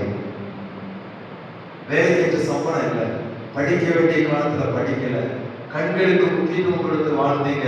குடும்பத்தை காப்பாற்ற வேண்டியவன், இஸ்ரவேல் ஜனங்களை மீட்க வேண்டியவன், ஆண்டவருடைய திட்டத்தை நிறைவேற்ற வேண்டியவன், நோக்கத்தோடு கூட படைத்தவன். இன்னைக்கு கண்கள் எதற்கு முக்கியத்துவம் கொடுத்தானோ அது பிடுங்கப்பட்டு சிறைச்சாலையை மாவரைத்துக் கொண்டிருக்கிறார். நாளைக்கு நீ படித்து பிற்பாடு திருமணத்துக்கு பிற்பாடு, ஐயோ எனக்கு வேலை இல்லையே, இந்த 5,000 10,000 வைத்து எப்படி என் குடும்பத்தை நடத்த முடியும் என்று சொல்லி நீ புலம்பி அழுகும் போது காலம் கடந்து அழுது பிரயோஜனம் கிடையாது. இயேசுவுக்கு இப்பொழுதாவது உடைய உள்ளத்திலே இடம் கொடுக்கும் போது உடைய வாழ்க்கையிலே ஒளியேற்றி இழந்து போனதை உங்களுக்கு கொடுப்பார். இழந்து போனதை உங்களுக்கு கொடுப்பார். இழந்து போனதை தேடவும் ரட்சிக்கவுமே மனுஷகுமாரன் உலகத்திற்கு வந்திருக்கிறார். நீ உன்னை விட்டு ஆண்டவரை தூரமாய் போய்விட்டாயோ, இயேசுவை நீ இழந்து போனாயோ, உன்னை ரட்சிக்க முடியாது, உனக்கு வாழ்வு கொடுக்க முடியாது, உடைய வாழ்க்கையை ஒளியேற்றும்படியாய் இழந்து போன எல்லாவற்றையும் உனக்கு கொடுக்க முடியாது, உடைய இழப்பை பிரகாசிக்க வைக்க ஆண்டவர் இந்த உலகத்தில் வந்திருக்கிறார். உங்களுக்கு ஒரு வாய்ப்பை ஆண்டவர் கொடுக்கிறார். உனக்கு ஒரு வாய்ப்பை ஆண்டவர் கொடுக்கிறார். இந்த காலத்திலே, இந்த வாலிப பிராயத்திலே எதற்கு முக்கியத்துவம் கொடுத்து வாழ்ந்து கொண்டிருக்கிறாயோ அது ஒரு நாள் விடுங்கப்படும். அது ஒரு நாள் விடுங்கப்படும். மறந்து போகாதே. கடைசியில் என்ன நடந்தது தெரியுமா? நியாயாதிபதிகள் 14 28 அப்பொழுது சிம்சோன் கர்த்தரை நோக்கி கூப்பிட்டு, கர்த்தராகிய ஆண்டவரே, நான் என் 2 கண்களுக்கு ஒரே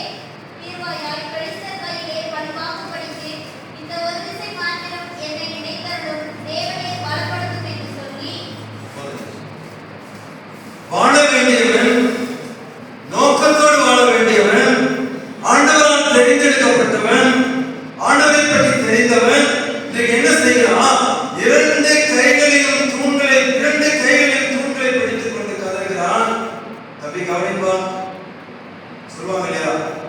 கவனிக்க வேண்டிய நேரத்தில் நம்ம கவனிக்கலன்னா முன்னாடி அழுது வெளியில சிரிப்பா இருக்கலாம். நான் நாளைக்கு இதை பார்த்து சிரிப்பான், இதை பார்த்து நாளைக்கு சிரிப்பான். அந்த சொல்றாரு, நீ ரெஸ்ட் எல்லாத்தையும் ஒரு திரும்ப கொடுக்குற, நோட்டு உரமான வருவாருன்னு சொல்லி சொல்றாரு. அதுக்காக தான் நம்பிக்கை. இதுக்கு எதுக்காக வந்துருக்கீங்க? எத்தனையோ பேர் காலை கொடுத்துருக்கலாம். நான் நீங்க வந்துருக்கீங்கன்னா வாழ்க்கையில ஸ்பெசிபிக் பர்பஸ் உண்டு. ஆண்டவரை நேசிக்கிறார், உன்னுடைய வாழ்க்கையில இழந்து போனதை கொடுத்து விரும்புகிறார், உன்னை தன்னோடு ஒரு உறவாட வைக்க விரும்புகிறார். வாய்ப்பை நீ பயன்படுத்திக்கோ, விளையாட்ட நினைக்காது. இரண்டு தூண்களை பிடித்துக் கொண்டு கதறுகிறான், ஆண்டவரே நான் வாழ விரும்பவில்லை, நான் இடத்துல மன்னிப்பு கேட்கல, என் வாழ்க்கையெல்லாம் சீரழிச்சுட்டேன், எவ்வளவு பலன் கொடுத்தீங்க, எவ்வளவு நீ நம்பினீங்க, நான் வாழ விரும்பல ஆண்டவரே, ஆனால் நான் சாக விரும்புகிறேன், நான் சாக விரும்புகிறேன், இனிமேல் நான் மன்னிப்பு கேட்கவில்லை, இனிமேல் நான் வாழ விரும்பல, ஆனால் இந்த மக்களோடு கூட நான் சாக விரும்புகிறேன் என்று சொல்லி சாவை நோக்கி ஓடின சிம்சோன், சாவை நோக்கி ஓடின சிம்சோன் அங்கே கதறுகிறான். அந்த நேரத்தில் யாரும் அவனை காப்பாற்றவில்லை, யாரும் அவனுக்கு உதவி செய்யவில்லை, யாரும் அவனுக்கு ஆறுதல் சொல்லவில்லை. இரண்டு தூண்களை பிடித்துக் கொண்டு கதறுகிறான், நான் சாக விரும்புகிறேன். நம்பி தங்கச்சி, பரிதாபமான வாழ்க்கை. சிம்சனுடைய வாழ்க்கை பரிதாபமாய் முடிந்தது, பரிதாபமாய் முடிந்தது. துணிகரமாய் வழிவிலகி போனான், கண்களுக்கு பிரியமானதை பார்த்தான், விடுக்கப்பட்டது. இரண்டு தூண்களின் நடுவாக பிடித்துக் கொண்டு கதறுகிறான், ஆண்டவரே நான் சாக விரும்புகிறேன். நம்பி தங்கச்சி, நான் சொன்னேன், பிறப்பு ஒரு சம்பவம், இறப்பு ஒரு சரித்திரம். இறப்பு ஒரு சரித்திரம், இறப்பு ஒரு சம்பவமாக முடிந்து விட்டது. கதறுகிறான், உனக்கு இப்படிப்பட்ட நிலைமை வேண்டாம், இப்படிப்பட்ட நிலைமை உனக்கு வேண்டாம். ஆண்டவர் உன்னுடைய வாழ்க்கையை ஒளியேற்ற விரும்புகிறார். கடைசியாக ஒரு சம்பவத்தை நாம் சொல்லி நாம் அடிச்சவதற்கு நேரம் கடந்து செல்வோம். குயின் ஆஃப் தி ஸ்கை இது சொல்லக்கூடிய ஒரு விமானம் உண்டு. அதுக்கு பேர் கன்கார்ட் அப்படின்னு சொல்லக்கூடிய ஒரு விமானம், குயின் ஆஃப் தி ஸ்கை. அந்த விமானம், கன்கார்ட் விமானம் வந்து 1976ஆம் ஆண்டு ஐரோப்பா நாட்டில் பிரிட்டிஷ் ஏர்வேஸும் ஏர் பிரான்ஸ் அப்படிங்கிற ரெண்டு நிறுவனங்கள் மூலமா அது செயல்பட ஆரம்பித்தது. கன்கார்ட் விமானம் நல்ல பார்ப்பதற்கு கடுகளை கூட இருக்குமா. அதனுடைய ஸ்பெஷாலிட்டி என்னன்னு சொல்லி பார்த்தீங்கன்னா, அதுக்கு 4 என்ஜின்கள் இருப்பாங்க. எத்தனை என்ஜின்கள்? 4 என்ஜின்கள் உண்டா. 7 ஃபியூயல் டேங்க் உண்டு. ஒரு ஃபியூயல் டேங்க் இருந்தாலும் அடுத்தது இருக்கு. அப்போ 7 ஃபியூயல் டேங்க் உண்டு, 4 என்ஜின் உண்டு. ஒரு என்ஜின் பழுதானாலும் 3 என்ஜின் இருக்கு, 3 என்ஜின் பழுதானாலும் ஒரு என்ஜின் இருக்கு. அவ்வளவு சேஃப்கார்டான அந்த விமானம். இந்த விமானம் உலகத்தையே 31 மணி 51 நிமிடங்கள் உலகத்தை சுற்றி வரும். அது மாத்திரமல்ல, 300 பயணிகளை ஒரே நேரத்தில் அதை ஏற்றிக்கொண்டு செல்லணும். 2170 கிலோமீட்டர் தூரத்தை 2170 கிலோமீட்டர் ஒரு மணி நேரத்தில் கடந்து செல்லுமா. ஹையஸ்ட் உயரமா எவ்வளவு பறக்குமா? 60,000 அடி உயரத்துல அது பறக்குமா. ஐரோப்பா நாட்டுக்கு செல்லவங்க எல்லாத்தையும் என்ன யோசிப்பாங்களா, இந்த விமானத்துல போகணும்னு சொல்லி அவங்களுக்கு ஒரு பெரிய கனவு இருந்துச்சான். அந்த விமானத்துல போவாங்க எல்லாரும். அப்போ ஒரு நாள் 2000ஆம் ஆண்டு ஜூன் மாதம் 25ஆம் தேதி, அதுக்கு முன்னாடி என்ன செய்யுமா, அந்த ரன்வேல டேக் ஆஃப் ஆகலீங்களா, அந்த டேக் ஆஃப் ஆகும்போதே 220 கிலோமீட்டர் வேகத்துல டேக் ஆஃப் ஆகும். அவ்வளவு சிறப்பான விமானம். 4 என்ஜின் உண்டு, 7 ஃபியூயல் டேங்க் உண்டு. 2000ஆம் ஆண்டு ஜூன் மாதம் 25ஆம் தேதி ஏர் பிரான்ஸ் பாரிஸ்ல இருந்து நியூயார்க்குக்கு அந்த கன்கார்ட் விமானம் செல்லலாம். பாரிஸ்க்கு 3 மணி நேரத்தில் அது செய்யும் போகும். பாரிஸ்ல இருந்து நியூயார்க்கு போற அந்த கன்கார்ட் விமானம் கொஞ்சம் புறப்பட்ட உடனே கொஞ்ச நேரத்தில் அந்த பைலட், எப்போதுமே விமானம் போகும்போது பைலட்ல கண்ட்ரோல் இருக்கும். கண்ட்ரோல் இருக்கிறத பார்த்துட்டே இருப்பாங்க, எங்க போகுது, எந்த இடத்துல போயிட்டு இருக்கு, எத்தனை கிலோமீட்டர்ல போயிட்டு இருக்குன்னு சொல்லி போயிட்டு. அந்த விமானியுடைய அறையில காக்பிட், அதாவது பிளாக் பாக்ஸ் ஒன்று இருக்கும். வெடி விபத்து நடந்தாலும் சரி, தண்ணிக்குள்ள முன்னாலும் சரி, முதலா மக்கள் தேடுறது எதுனா அந்த பிளாக் பாக்ஸ் எடுப்பாங்க. அந்த பிளாக் பாக்ஸ் என்ன இருக்குன்னா, விமானி கடைசியா என்ன பேசியிருக்காரு, அவர் என்ன சொல்லியிருக்கிறாருங்கிறது அதுல பதிவாயிருக்கும். ஸோ அதை தேடி எடுத்து தான் அந்த விமானம் எப்படி நடந்துச்சுன்னு சொல்லி, இது விமானம் நடந்ததுன்னா எப்படி நடந்துன்னு சொல்லி கண்டுபிடிப்பாங்க. பிளாக் பாக்ஸ் பேர். அப்புறம் ஸ்கிரீன்ல அந்த விமானத்தை பார்க்குறாங்க. பார்த்தவங்க சொல்றாங்க, பாரிஸ்ல இருந்து இடது பக்க எக்ஸிட்ல லேசா தீப்பொறி இருக்குன்னு சொல்லி சொன்னாங்க. சொல்லி கொடுத்து அடுத்த ஏர்போர்ட்ல உடனடியாக இறங்க சொல்றாங்க. இறங்குறதுக்கு 15 கிலோமீட்டருக்கு முன்னாடியே ஜெனோசி அப்படிங்கிற இடத்துல அதை அப்படியே விழுந்து தீப்பிடிச்சு எரிஞ்சிருச்சு. 300 பேர் இறந்து போயிட்டாங்க. அப்போ அந்த எப்படி ஆக்சிடென்ட் நடந்ததுன்னு சொல்லி பார்க்கறதுக்காக அந்த பிளாக் பாக்ஸ் எடுத்து அதுல இருந்து அந்த விமானியுடைய அந்த வாய்ஸை பார்த்தாங்க. அப்போ இங்கிருந்து ஒரு இன்ஃபர்மேஷன் போகுது, அந்த இடது பக்கம் எக்ஸிட்ல தீப்பிடிச்சிருக்குன்னு சொல்லி. அப்போ அவர் சொல்றாரு, it's too late, it's too late. ஐயா, தீப்பிடிச்சிருக்குன்னு சொல்லி தெரிஞ்சது, நீங்க எனக்கு மான் பண்ணது, இட்ஸ் டூ லேட். காலம் கடந்து என்னை எச்சரிக்கிறீர்கள். ஒருவேளை அந்த நன்மையை எச்சரித்திருந்தால் கூட நான் நிறுத்தியிருப்பேன். ஆனால் நீங்கள் எச்சரித்தது உண்மை, ஆனால் நீங்கள் காலம் கடந்து எச்சரித்திருக்கிறீர்கள். காலத்தோடு எச்சரிக்கிறீர்கள் என்றால் இந்த 300 பேரை காப்பாற்றிருக்க முடியும். It's a too late. காலம் கடந்த எச்சரிப்பு, காலம் கடந்த எச்சரிப்பு. It's a too late. இனி யாராலும் எங்களை காப்பாற்ற முடியாது, யாராலும் காப்பாற்ற முடியாது. It's a too late, too late. பரிதாபமான அந்த குரல் அதிலே பதிவிடப்பட்டிருந்தது. தம்பி தங்கச்சி, காலத்தால் உன்னை எச்சரிக்கிறேன். It's not too late, it's too early. நேரத்தோடு உன்னை எச்சரிக்கிறேன். இன்றைக்காவது இயேசு சாமிக்கு உன்னுடைய உள்ளத்திலே இடம் கொடுப்பாயா? நான் பாவத்திலே வாழ்ந்து கொண்டிருக்கிறேன். யாருக்கும் தெரியாமல் நிறைய பாவம் செய்து கொண்டிருக்கிறேன். செல்போன் மூலமாக பார்க்கக்கூடாத படங்களை பார்த்து கொண்டிருக்கிறேன். யாருமே நீ பார்க்கவில்லை என்று சொல்லி உன் கண்களுக்கு முக்கியத்துவம் கொடுத்து வாழ்ந்து கொண்டிருப்பாயானால் அது ஒரு நாள் பறிக்கப்படும். உன் வாழ்க்கை பரிதாபமாக முடியும். It's a too late, it's a too late. காலத்தால் எச்சரிக்கிறேன், காலத்தால் எச்சரிக்கிறேன். இன்றைக்காவது இயேசு சாமி என்னுடைய உள்ளத்துல வாங்க, என்னுடைய வாழ்க்கையில ஒளியேற்றுங்க, எல்லாருமான சந்தோஷத்தை கொடுங்க, சமாதானத்தை கொடுங்க. என்னுடைய வாழ்க்கையை ஒளி வைத்து மாட்டவே. என்னால படிக்க முடியல, என்னால உலகத்துல வாழ முடியல. போராட்டங்கள், வேதனைகள், கண்ணீர்கள், பிரச்சனைகள், காதல் தோல்விகள், காதல் பிரச்சனைகள் எல்லாவற்றாலும் சிக்கியிருக்கிறேன் சுவாமி, எனக்கு விடுதலை தாங்கன்னு சொல்லி கேட்கலாமா? கண்களை மூடுவோம்.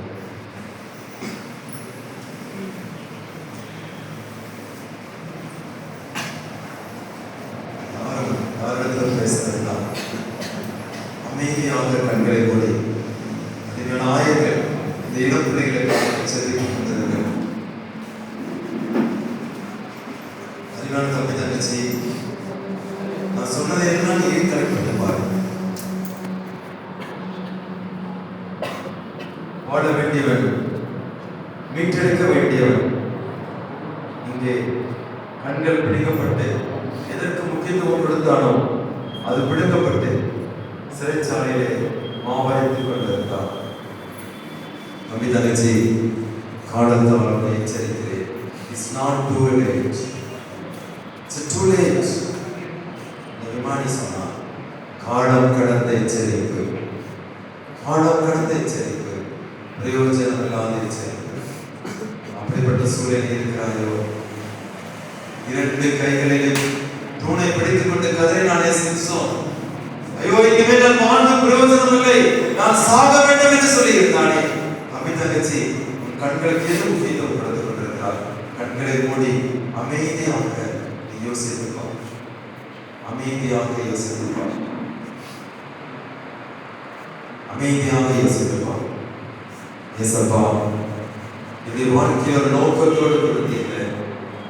என்னை நம்பி என் குடும்பங்கள் இருக்கிறது. எங்க அப்பா அம்மா எனக்காக காத்திருக்காங்களே, என்னுடைய சமுதாய மக்கள், என்னுடைய திருச்சபை எனக்காக காத்திருக்கிறது. ஆனால் நானோ உலக பிரகாரமாய் உலகத்திற்கு அடிமையாக செல்போனுக்கு முக்கியத்துவம் கொடுத்து, பாய் ஃப்ரெண்டுக்கு முக்கியத்துவம் கொடுத்து, கேர்ள் ஃப்ரெண்டுக்கு முக்கியத்துவம் கொடுத்து நான் என்னுடைய வாழ்க்கையை அழைத்துக் கொண்டிருக்கிறேனே. ஆண்டவரே, என்னுடைய வாழ்க்கையை கண்ணோக்கி பாரு சுவாமி. என்னுடைய உள்ளத்துல நீங்க வாங்க, என்னுடைய வாழ்க்கையில ஒளியேற்றுங்க. வாய் திறந்து நீங்க சொல்லுவீங்களா? எல்லாரும் யோசிச்சு பாருங்க. நம்ம தங்கச்சி நீ எதற்கு முக்கியத்துவம் கொடுத்துட்டு இருக்க? சிம்சோனை போல ஒரு வாழ்க்கை இழந்து போய் விடுவதாக உன்னுடைய வாழ்க்கையில ஒளியேற்ற விரும்புகிறார். உன்னை எழுப்பிவிட விரும்புகிறார். உன்னுடைய வாழ்க்கையில தோல்விகள் உண்டு. போராட்டத்தினாலும் பிரச்சனையினாலும் வேதனையினாலும் கண்ணீரினாலும் ஆண்டவர் நீ சிக்கி தவித்து கொண்டிருப்பாயாலும் உன்னை எழுப்பிவிட விரும்புகிறார். எழுந்து உன்னை மீட்டெடுத்து உனக்கு எல்லாத்தையும் திரும்ப கொடுக்க விரும்புகிறார். சிம்சோனை போல நீ அழிந்து போவது அவருக்கு விருப்பம் அல்ல. உன்னுடைய வாழ்க்கை ஒரு நோக்கத்தோடு கூட ஆண்டவர் படைத்திருக்கிறார். இந்த ஆண்டவருக்கு உன்னுடைய வாழ்க்கையை கொடுப்பாயா?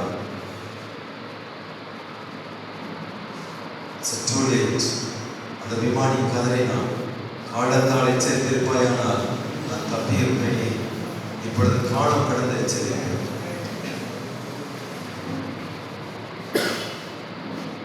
வேடிக்கை பார்க்க வேண்டாம், தீர்மானம் எடுக்க வேண்டிய நேரம்.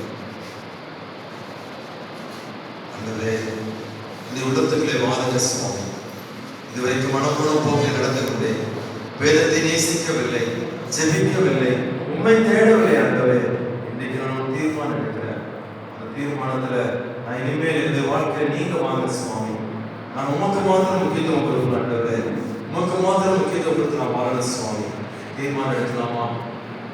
எல்லாரும் கண்களை படி சொன்னதெல்லாம் யோசிச்சு பாருங்க.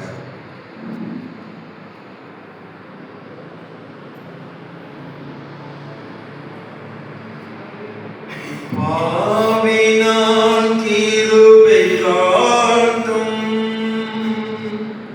மீண்டும் தருணம் தாரும் சுயத்தை முற்றும் வெறுத்து விட்டு உண்மையாய் உந்தன் வழி நடக்க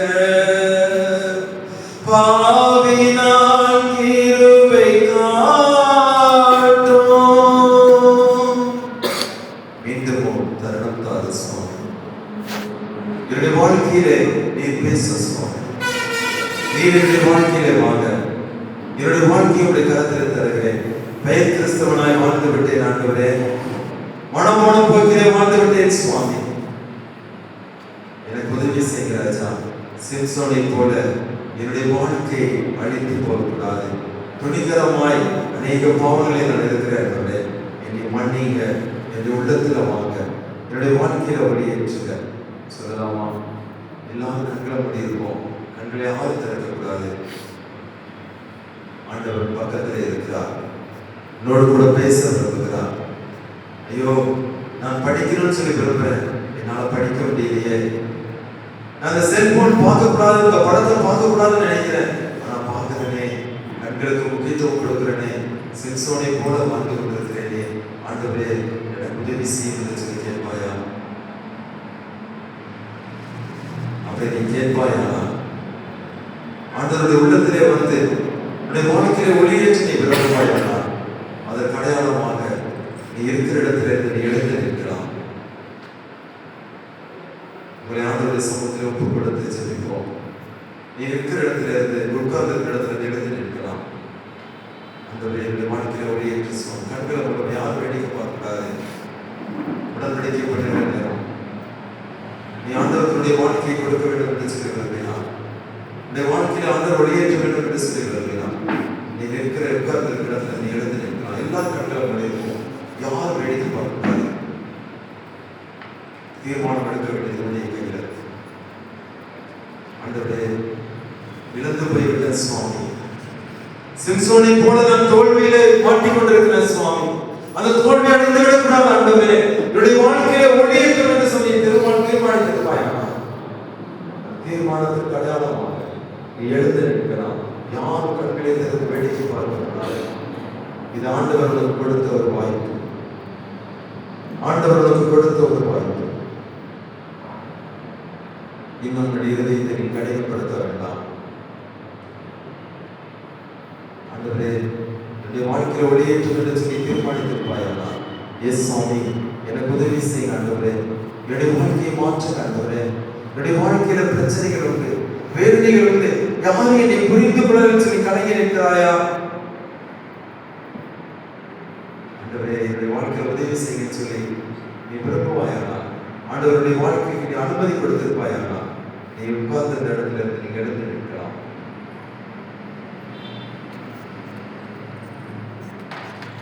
உங்களை நீங்களே ஆராய்ந்து பாருங்கள். ஆண்டவர் பக்கத்தில் இருக்கிறார். நீ என்ன செய்கிறாய் என்பதை பார்த்து கொண்டிருக்கிறார். உன்னை நேசிக்கிறார். இந்த உலகத்தில் நேசிப்பது அவர் மாத்திரமே. உன்னை நேசிக்கிறார். உனக்கு ஒன்றுமே தெரியாது. இந்த உலகத்தில் உன்னால் வாழ முடியாது. இந்த உலகத்தில் உன்னால் வெற்றி அடைய முடியாது. நீ எல்லாம் தெரியும் சொல்லி போயிட்டு இருக்கிற கடைசியில சிம்சோனை போல இந்த வாழ்க்கை அழிந்து போகுமே என்று சொல்லி ஆண்டவர் பக்கத்தில் நின்று கொண்டிருக்கிறார். உன்னை நேசிக்கிறார். உன்னுடைய வாழ்க்கையில ஒளியேற்ற விரும்புகிறார். இழந்து போனதை கொடுத்து உன்னுடைய வாழ்க்கையில எல்லாவற்றையும் திரும்ப கொடுத்து தன்னுடைய மகளாக மாற்றி உன்னை உயர்ந்த இடத்துல வைக்க விரும்புகிறார். விமானி சொன்னதை போல காலம் கடந்து அழ வேண்டாம். காலம் கடந்து அழ வேண்டாம். ஆண்டவரே கேட்பாயா? வாய்தலை பேசுற எவருடைய நேரம். ஆண்டவரே எனக்கு உதவி செய்ய. ஆண்டவரே எனக்கு உதவி செய்ய. என்னுடைய வாழ்க்கையில நீங்க வாங்க சொல்லுங்க. என்னுடைய வாழ்க்கையில ஒளியேற்ற ஆண்டவரே, நான் திரும்ப போன அந்த மகிமையெல்லாம் ஆண்டவரே இடத்திலிருந்து நாம் மறந்து போனதெல்லாம் ஆண்டவரே அதை விட்டு நான் திரும்பமாக ஒளியபடியாக என்னை சேர்த்துக் கொள்ள சுவாமி. வாய்தலை நீங்க பேசுங்க. ஆண்டவரை கேட்டுக்கொள்ள இருக்கிறார்.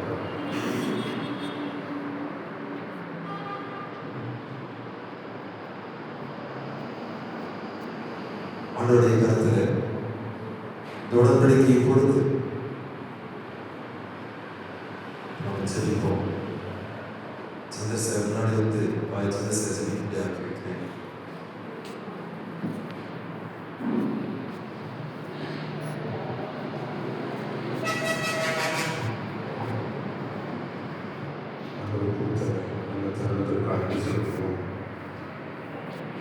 இன்னொரு வாய்ப்பையாக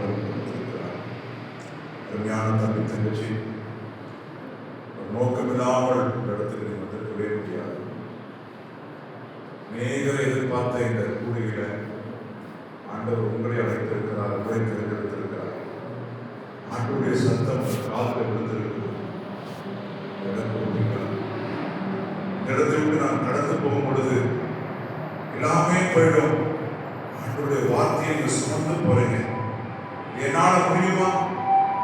என்னால நினைவேற்ற முடியுமா என்று சொல்லி ஒரு பெரிய கேள்விக்குள்ளே இருக்கலாம். பலப்படுத்துகிற ஆண்டவர், பாதுகாக்கிற தெய்வம் உங்களோடு கூட இருக்கிறார். நீங்க எப்பொழுதுமே வெற்றி சிறந்த பிள்ளைகளாக வாழ வேண்டும் என்று சொல்லி ஆண்டவர் நேசிக்கிற கரத்தை நீட்டி அழைக்கிறார். சாசு போராடுகிறார். ஒப்புக்கொடுத்துடாத, நாட முடியாது, தோற்று விடுவாய். நீங்கள் நான் தோற்று போவதில் அவ்வளவு பெரிய ஆனந்தத்தோடு கூட சுற்றித் திரிகிற எவனை விழுகலாமா என்று சொல்லி சுற்றித் திரிகிற ஒரு கூட்டம், பிசாசுடைய கூட்டம் தந்திரசாலியாக சுத்தி வருகிறார். உண்மையான தம்பி தங்கச்சி, இந்த இடத்துல நீ கேட்ட வார்த்தையை சுமந்து கொண்டு பல இடங்களுக்கு நாம் புறப்பட்டு போகிறோம். நம்மளுக்கு இருக்கக்கூடிய ஆண்டவர் பெரியவர். பயந்து விடாதீர்கள். இந்த நாளிலே அர்ப்பணிப்போமா? ஆண்டவரே, இன்னும் ஒரு வாய்ப்பை கொடுத்திருக்கிறீங்க சாமி. தினமுறை கேட்டிருக்கிற அவனுடைய வார்த்தை இன்னைக்கு நீ வித்தியாசமே கூட பேசியிருக்கிறீங்க. அப்பா, எதற்கு நான் அடிமைப்பட்டிருக்கிறோம் என்று சொல்லி அறிந்திருக்கிறீங்க. தோல்வி நிறைந்த இரவுகள், காணக்கூடாத காட்சிகள், போகக்கூடாத இடங்கள், செய்யக்கூடாத வேலைகள், அநேக நேரத்தில் வேதனைப்படுத்தின சம்பவத்தில் வந்து நிற்கிறோம்ப்பா. என்னை நம்பி இருக்கிறீங்க ஆண்டவரே. இன்னொரு வாய்ப்பை கொடுத்திருக்கிறீங்க ஆண்டவரே. கண்கள் பிடுங்கப்பட்ட சேசம் கர்த்தர் தன்னை விட்டு விலகினது இல்லாமல் படுத்து கிடக்கிறது போல. அப்பா, எங்களோடு கூட இருக்கிற தயவுக்காக நன்றி சொல்லி ஆண்டவரை சந்தரிப்போம். நல்ல ஒரு செய்தியை காதுகளை விழுந்திருக்கிறது, இதயத்தில் பதிந்திருக்கிறது. சுமந்து கொண்டு போகிறோம். புறப்பட்டு போங்க என்று சொல்லி தைரியப்படுத்தி அனுப்புகிறார். நீங்கள் ஜெயிக்கும்படியாக, வெற்றி சேர்க்கும்படியாக இந்த இடத்துல நாம் வந்திருக்கிறோம். ஆண்டவருடைய கரத்தில் நம்ம அர்ப்பணிப்போமா? சர்வ வல்லமையும் மிக இரக்கம் நிறைந்த நல்ல தந்தையே, 2026ஆம் ஆண்டு இந்த ஜனவரி மாதம் 26ஆம் தேதிக்கு நன்றி செலுத்துகிறோம். அப்பா, நீங்கள் கட்டுகிற கட்டப்பட்டிருக்கிற எங்களுக்கு ஒரு மீட்பை கொடுக்க முடியாது, எங்களுக்கு ஒரு விடுதலை கொடுக்க முடியாது. ஆண்டவரே, நீங்கள் செய்யக்கூடாததை செய்து தோற்று போன பிள்ளைகளை இடத்துல வந்திருக்கிறோம். அப்பா, யாரிடத்துல சொல்லுவோம், எதை சொல்லுவோம், எங்கு சொல்லுவோம்? நான் செய்கிற காரியங்களை ஜெயமில்லையே, அநேக நேரத்தில் தோல்வி நிறைந்த பிள்ளையாக இருக்கிறேன். அர்ப்பணித்து ஜெபிக்கிறோம். ஆண்டவரே, ஒரு விசியாக அருமையான வேலைக்காக செலுத்துகிறோம். கூடுகிற கலந்திருக்கிற எல்லா அன்பு தம்பி தங்கச்சிகளுக்கு செலுத்துகிறோம். ஆண்டவரே, இப்பொழுதும் தன்னுடைய வாழ்க்கையை அர்ப்பணித்த அன்பு தம்பி தங்கச்சியை உங்க கருத்தில் ஒப்பு கொடுத்து ஜெபிக்கிறோம். அப்பா, ஆண்டவரே, மோசமான பொல்லாங்கனை உலகத்துக்குள்ளே புறப்பட்டு போறாங்க தகப்பனே, நீங்க தான் தைரியத்தை கொடுக்கணும், நீங்க தான் பாதுகாப்பு கொடுக்கணும். ஆண்டவரே, நீங்க தான் பிள்ளைகளை பலப்படுத்த முடியாது. உமக்கு விரோதமாய் பாவம் செய்யாதபடிக்கு உமது வார்த்தையை இருதயத்தில் வைத்து வைத்தீர்கள் சொல்லி வார்த்தை முடியாது. வசனத்தின்படியே தங்களை காத்துக் கொள்வார் சொல்லி வார்த்தைப்படியாக பிள்ளைகள் தருமையான இடத்தை விட்டு புறப்பட்டு போகும் பொழுது நீங்க தைரியப்படுத்துங்கப்பா. திரும்ப பழைய வாழ்க்கை, பழைய பாவம், பழைய எண்ணங்கள், பழைய நினைவுகள், பழைய பேச்சுக்கள், பழைய எல்லா காரியத்தையும் கலைந்து போட்டு கிறிஸ்துவுக்குள் புதுப்பிக்கப்பட்ட பிள்ளைகளாக, ஒரு மாற்றப்பட்ட பிள்ளைகளாக, தெளிவடைந்த பிள்ளைகளாக, விசுவாசம் தோற்று போன ஒரு காரியமாய் இருக்க கிருபை கொடுங்க சாமி. நீங்க எங்களோடு கூட இருக்கும் பொழுது எப்பொழுதுமே உங்களுக்கு ஜெயம் உண்டாகும். பிள்ளைகளை எழுந்திருக்கக்கூடிய அன்பு பிள்ளைகளை இன்னும் கருத்து ஒப்புப்படுங்க. நீங்க பொருட்படுத்திக் கொடுங்க சாமி. தேவனுடைய வார்த்தையை எங்களோடு கூட பகிர்ந்தெடுத்து அருமையான அண்ணனுக்காக நன்றி செலுத்துகிறோம். உங்களுடையாக நீங்க இடைப்பட்ட வார்த்தைகளுக்காக நன்றி செலுத்துகிறோம் சார். தொடர்ந்து வல்லமையாக பயன்படுத்தும் வழிநடத்தும் பொருட்படுத்துகளும் பாதுகாத்து இயேசு கிறிஸ்துவின் வழியை ஜெபிக்கிறோம். நல்ல